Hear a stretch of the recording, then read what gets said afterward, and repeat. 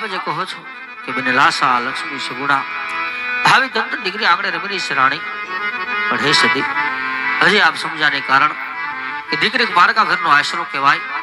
જો આજ એમને પરણાવી દો તો કાલે સૌને સાસરે ચાલી જાય રાણી, અને કાલ મારા ગયા પછી જો આજ આપણે બાડો બગડો કે લૂણો કા આદ કોર હોત ને સતી, તો મારા ગયા પછી રાજ સલાવે રાજને એક દિને સમય ભગવાનના તાળા લાગશે.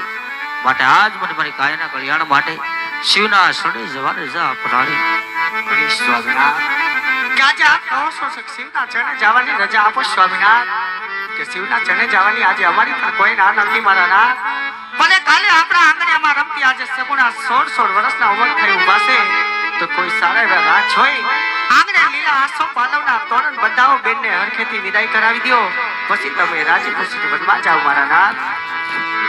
ભલે સતી અરે વરદાન કહો મહારાજ. રાજમાંથી રાજગોર બોલાવો. ભલે મહારાજ. એ આજે પરદાન એ બોલાવે ગોર દેવિયા જોરે.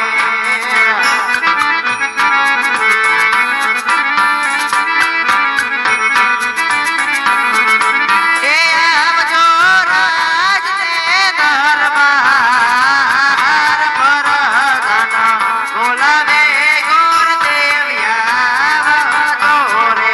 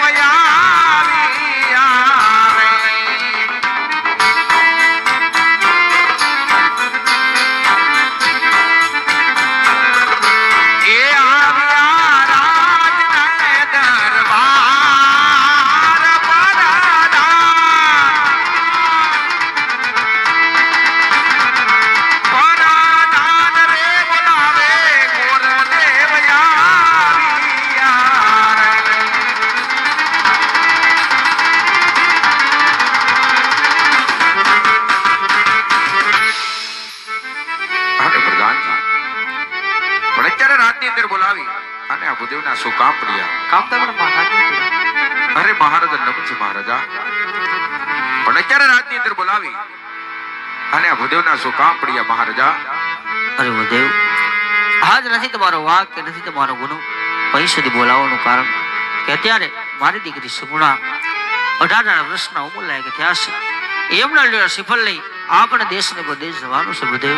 હા મહારાજા, પણ ક્યાં જાવું અને ક્યાં ન જાવું એમ તો મને શોખ કરી દેજો મહારાજા. અરે ભૂદેવ દેશ જાજો પ્રદેશ જાજો, પણ એક ભેગું નહીં જતા ભૂદેવ. હા મહારાજા, આ પિંગલગઢ ના જવાના કોઈ કારણ તો હશે ને મહારાજા? અરે હા ભૂદેવ, પિંગલગઢ કે પટિયાર એમની સાથે બોલા છે, માટે એ રસ્તો તમે કદાપી ના લેતા. આ દીકરી સગુણાના ગમે રજવાડાની અંદર અને ગમે રાતની અંદર લીલુડા શ્રીફળ શિકારીને મહારાજા એ તમારે પણ માન્ય કરવું જોઈએ. ભલે ગુરુદેવ.